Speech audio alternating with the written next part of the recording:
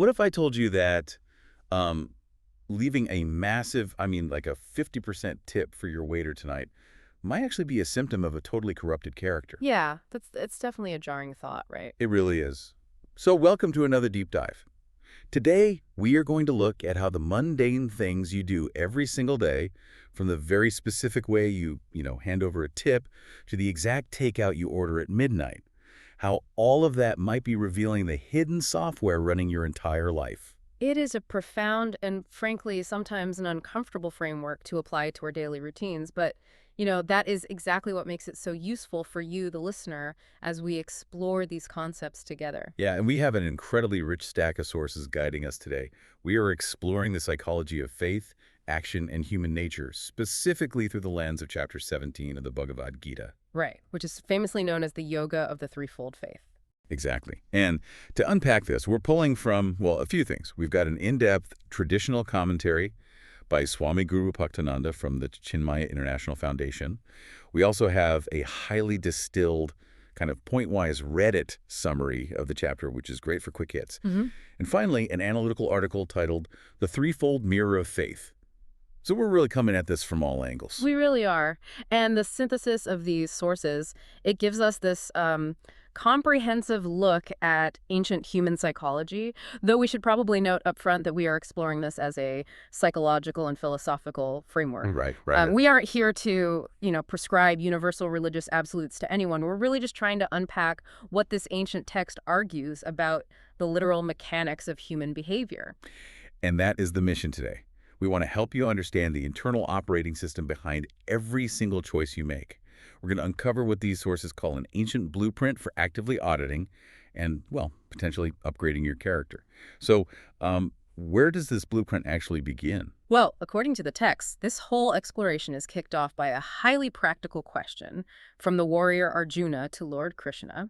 Arjuna basically asks, what happens to people who don't know the scriptures, who haven't studied the rules, but still, live their lives with faith? I mean, that feels like the ultimate question for the everyday person, doesn't it? Most of us aren't scholars. We try to get by and do the right thing. Yeah, exactly. Okay. And Krishna's answer is a total paradigm shift. He explains that faith, or Shraddha in Sanskrit, isn't just a set of beliefs you adopt on a Sunday. It's not just a religious label. No, not at all.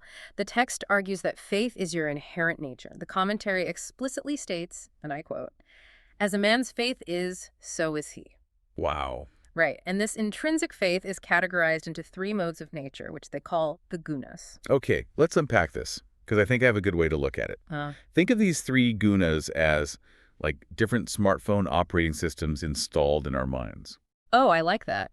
That is a highly effective way to conceptualize the framework. So the text breaks them down into tamasic, which is dull or dark, rajasic, which is passionate and active, and sattvic, which is pure and harmonious. All right. And your dominant guna, your OS, dictates what you naturally idolize. Okay, let's run with that smartphone analogy then. Yep. So the tamasic OS, that's your glitchy, malware-infected system. It's drawn to dark web rabbit holes. Yeah, that's very accurate. Because according to the sources, tamasic people naturally worship ghosts and dark spirits. They essentially want power without making any proper effort. They want something for nothing, and they're drawn to the shadows. Right. It's a very stagnant, confused energy. Moving up from that, the text describes the rajasic mode. If we apply your analogy, this is the hyper-caffeinated hustle culture app. Oh man, the one that's constantly pinging with notifications. Exactly. Never resting. The commentary notes that rajasic people worship powerful beings, specifically referred to as yakshas and rakshasas. Yeah, I saw that word in the sources, yakshas. What exactly does that mean in this context? I wasn't totally sure.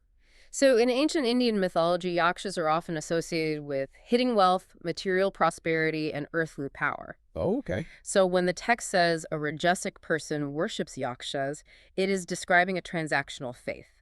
The mindset is basically, I will perform this ritual, or I will work myself to the bone, specifically so I can acquire immense wealth, status, and comfort. Oh, wow. Yeah, it is a faith driven entirely by ambition and ego. That sounds suspiciously like modern corporate culture, honestly. Like grind until you drop so you can buy a nicer car. It really does.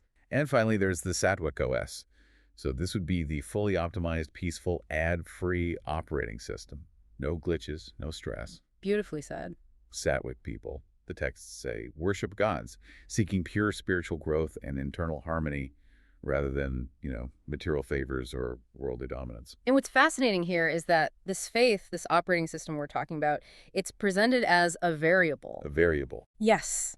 That is the biggest aha moment waiting for you in these texts. The sources insist we aren't stuck with the OS we were born with, or even the one we currently have right now. So we aren't hard-coded. Yeah. I can actually change my OS. Not at all hard-coded, because faith is dependent on the mind, and the mind is completely malleable. By acquiring new knowledge, studying, and brutally reevaluating our base desires, the text argues we can dynamically rewrite our code. That's amazing. We can actively upgrade from tamas up through rajas and into the absolute clarity of sattva. But to do that, to upgrade, you have to know how your current OS is manifesting in the real world. Yeah. Which brings us to the most basic physical input of our daily lives. I mean, if the mental operating system is the software, what fuels the battery? Right, the food we eat. Exactly. Our sources say that our dominant guna acts as a filter for our entire reality, completely dictating what we choose to put on our dinner plates. The physical manifestation of our faith literally begins with food. The texts break down our diets meticulously into the 3 gunas. Let's look at sattvic foods first. The commentary describes these as juicy, savory, substantial, and agreeable. The mechanism here is that these foods literally increase your vitality, your health, and your joy. They don't just fill the stomach, they maintain the mind's equilibrium. Contrast that with rajasic foods. The texts describe these as excessively bitter, sour, salty, hot, and pungent. The sources claim they are productive of pain, grief, and disease. And here's where it gets really interesting. Yeah. Reading this ancient text feels incredibly modern. A rajasic diet sounds exactly like a stress-fueled late-night binge of ultra-spicy, highly processed junk food. Oh, that is the perfect modern equivalent. You eat it fast, it burns your palate, and it gives you terrible heartburn the next day. Yeah, exactly, like those neon orange spicy chips. Yes. The text suggests this perfectly mirrors the passionate but painful nature of the Rajasic OS. It is an agitated diet designed by and for an agitated mind. And then we drop down into the tamasic diet. The sources describe this food as tasteless, putrid, impure, and interestingly stale. That stale part is really key. Yeah, because the commentary specifically defines stale as being cooked more than 3 hours ago. Which is wild to think about in our modern age of meal prepping and, relying on leftovers for the entire week. I know. It does sound totally counterintuitive to our modern habits. Like, my Sunday meal prep is officially tamasic. Right. So what's the logic there? Well, the text explains the underlying logic through the concept of prana, or life force. The ancient view is that food isn't just chemical calories, right? It holds a subtle vital energy. Okay, I follow. After a certain period, defined here as roughly 3 hours, that vital energy dissipates. So eating stale or highly preserved food means you are basically consuming dead matter. Oh, wow. It fills you up physically, sure, but it fundamentally dulls the mind, pushing your internal OS toward the heavy lethargy of tamas. The Chinmaya commentary actually quotes a saying that sums this up beautifully. It says, "Tell me what you eat, and I will tell you how you think." That's brilliant. The fundamental takeaway for you, the listener, is the continuous feedback loop between the body and the mind. The text argues the foods we crave don't just reflect our dominant guna, they actively reinforce it. So it's a cycle. Exactly. If you are operating on a highly stressed rajasic frequency, you will naturally crave excessively spicy, salty food. But consuming that food biologically agitates your system even further, locking you into that rajasic state. So if you want to rewrite your mental code towards sattva, one of the most accessible places to start the audit is literally your grocery cart. You change the physical input to support the mental upgrade. Yes. But, fueling the system is only half the equation. The text immediately pivots from what we consume to what we produce. Our actions. Right. The sources state that our behavioral outputs are measured by 3 metrics of goodness: sacrifice, austerity, and charity. Or, in Sanskrit, this is yajna, tapas, and dana. And our sources make a massive distinction here that, honestly, it challenges a lot of modern assumptions. It really does. Because just doing quote-unquote good things doesn't automatically mean your operating system is sattvic. It is entirely about the hidden intent driving the action. Intent is the true measure. Let's start with charity, or dana. The physical act of handing over money can actually fall into any of the 3 gunas. Okay. The text defines sattvic charity as Giving as a strict duty at the right time, at the right place, to a worthy person, with absolutely zero expectation of getting anything in return. Wait, let me push back on this for a second, because I think a lot of people would wonder this. Sure. Isn't giving to charity inherently good, no matter what your internal intent is? Like, if I donate to a food bank and a hungry person gets fed, does it really matter to the universe if my internal OS is sattvic or rajasic? The person is fed either way, right? From a purely material standpoint, yes, you are absolutely right. The hungry person is fed. But remember the scope of the Bhagavad Gita here. This text isn't an economics manual. It is exploring the psychology of faith and the purification of your individual character. Oh, I see. The commentary argues that an action performed with a corrupted motive corrupts the person performing it, regardless of the material outcome. Ah, okay. So it's what the action does to the actor. That brings me back to the example of leaving a massive, overly flashy tip at a restaurant. Yeah, let's look at that. Imagine you are out on a first date, you want to look like a big shot, so you leave a 50% tip. Yeah. But internally, you are kind of annoyed about losing the cash, and you're only doing it to buy your date's affection or admiration. That is the textbook definition of rajasic charity. The commentary states rajasic charity is given reluctantly, or specifically with the motive of receiving a favor or a reward back. The intent is entirely transactional. Compare that flashy tip to someone quietly, like anonymously paying for a stranger's groceries just because they recognized a fellow human in need and felt it was their duty. That is sattvic. Exactly. It's the exact same physical transfer of money, but driven by totally different operating systems. And then there's tamasic charity, which the text warns against entirely. Yeah, that sounded rough. It is. This is giving at the wrong place and time to unworthy persons, and critically, accompanied by insult or disdain. Like throwing money at someone. Yeah, throwing coins at someone while looking at them with disgust. The text argues this kind of charity actually spreads negativity and darkens the mind of the giver. That intent completely corrupts the act. And this logic applies heavily to the concept of sacrifice, or yajna too. We kind of skipped over this, but it's crucial. When we hear sacrifice, we often think of ancient fire rituals, but the text applies this to any grand undertaking or offering. The translation into modern life is surprisingly seamless. A sattvic sacrifice is performing your work or your public duties simply because they need to be done, following ethical rules without desiring a reward. But a raised sacrifice is all about ostentation. It's the equivalent of a billionaire throwing a massive multi-million-dollar charity gala, not to actually solve a problem, but to ensure their name is plastered across every newspaper and hospital wing. Right, the text explicitly says it is done for show. And tamasic sacrifice. Tamasic sacrifice ignores all rules, lacks faith, and involves no real giving or ethical foundation. It is an undertaking driven purely by blind ignorance. Which naturally leads us to the final metric, austerity or tapas. The sources break austerity down into three categories: body, speech, and mind. And this provides just a remarkable framework for self-analysis. Austerity of the body focuses on cleanliness, uprightness, and nonviolence. Austerity of the mind involves serenity, good-heartedness, and self-control. But the austerity of speech is what really grabbed me when I was reading the sources. Oh yeah, it's challenging. The sattvic standard for speech is that it must be truthful, pleasant, beneficial, and this is the kicker, causing no excitement. The Sanskrit term for that is anudvegatakaram, speech that does not agitate or provoke others. Think about the internet today. Like, the entire architecture of social media is designed specifically to cause excitement, anger, or agitation.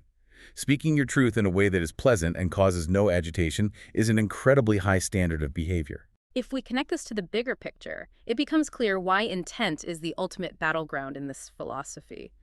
If you practice an austerity, say, you decide to fast or take a vow of silence, but you do it so everyone praises your spiritual discipline. Look how holy I am. Exactly. The text labels that a rajasic austerity, and the commentary explicitly warns that rajasic acts are unstable and transitory. They will not lead to lasting peace. And tamasic austerity is even more destructive, right? Absolutely. The text says it involves foolish notions, senseless self-torture, or undertaking a discipline specifically to harm others.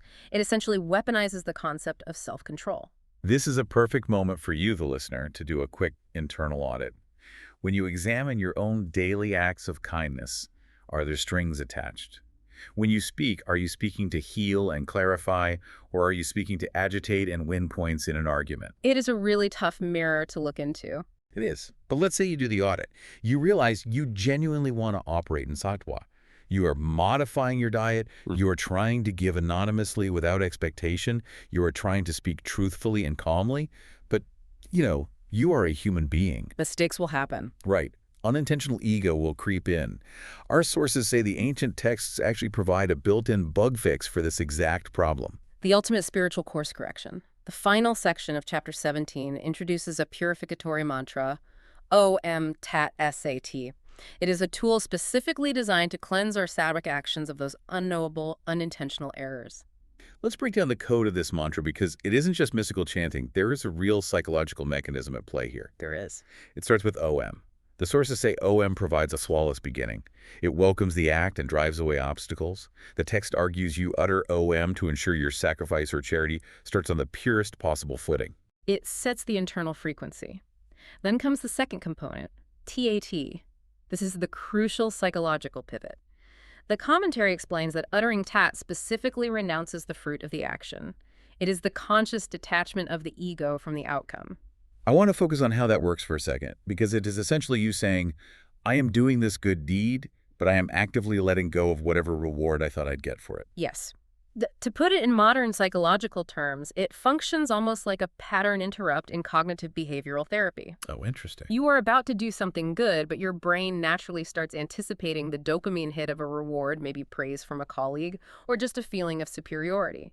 The moment that anticipation begins, your sattvic act starts sliding down into rajas. Oh, I see. So mentally reciting Tat interrupts that cognitive distortion. It cuts the ego's attachment to the result. So what does this all mean for the final syllable, SAT? Well, the sources say SAT asserts truth, goodness, and steadfastness in the act. It reminds you that the entire point of the action is to align with ultimate reality. It grounds the action. Exactly. It reminds the practitioner that the act itself is the reward, anchoring it in supreme auspiciousness. I look at OM Tat SAT like a spiritual spell checker. Yeah. Or maybe a save and optimize function on your mental hard drive. You do your absolute best to write a clean, sattvic program through your daily actions, and then you run OM Tat SAT to ensure the code isn't corrupted by any hidden microscopic viruses of selfishness. That is a great analogy, and this raises an important question because the text presents a chilling counterpoint to this purificatory process. We have spent this time talking about purifying actions done with faith, but the text explicitly states that actions performed without faith are asat. Asat, meaning non-existent. Yes. According to the Gita, if you perform a massive public sacrifice, give millions to charity, or undergo severe physical austerity, but you have absolutely zero faith or conscious intent behind it, the act is asat. Wow. It is a total waste of psychological effort. The commentary states bluntly that an asat action helps a person neither here in this world nor hereafter. It bears zero spiritual fruit. It is just empty motion. Exactly. This ties the entire philosophy of chapter 17 together. Spiritual life, as presented in these sources, isn't about achieving a rigid, flawless perfection where you never, ever make a mistake. Right. It is entirely about the right orientation. It is about maintaining a conscious, pure faith, a sattvic intent, and utilizing cognitive tools like OM Tat SAT to continuously realign yourself with reality when your ego inevitably drifts. You have to be awake at the wheel. You cannot just sleepwalk through your good deeds and expect them to magically transform your character. Intent is the engine. Without it, the vehicle simply does not move. This framework represents a massive shift in how we can look at daily life. To summarize the core takeaways for you listening, you have the power to actively audit your life, starting right now. Today. You are not hard-coded to a buggy operating system. By examining the heavy, spicy, or stale foods you might be eating, by monitoring the tone and agitation of your speech, and by brutally questioning the true hidden motivations behind your generosity, you can identify your dominant guna. And once you identify the software currently running your life, you can intentionally steer it. You can actively rewrite your code toward the clarity, peace, and pure intent of sattva. I want to leave you with a final thought to mull over today, building on that concept of asat. The texts are remarkably clear. Actions performed without any faith or conscious intention are literally non-existent in the spiritual sense. They bear zero fruit for your character. Right, they're just empty calories for the soul. If that's true, what happens to the countless mundane, automated routines we perform every single day, purely out of habit? Oh, wow. Making the coffee, commuting to work, nodding along in a meeting, scrolling through our phones. If we aren't infusing our daily grind with conscious intent, presence, or some form of faith, are we essentially living large portions of our lives as ghosts? Man, if the operating system is running purely on background automation, the screen is basically dark. Don't be a Mhm. ghost in your own machine. Take a moment today to audit your code. Until next time.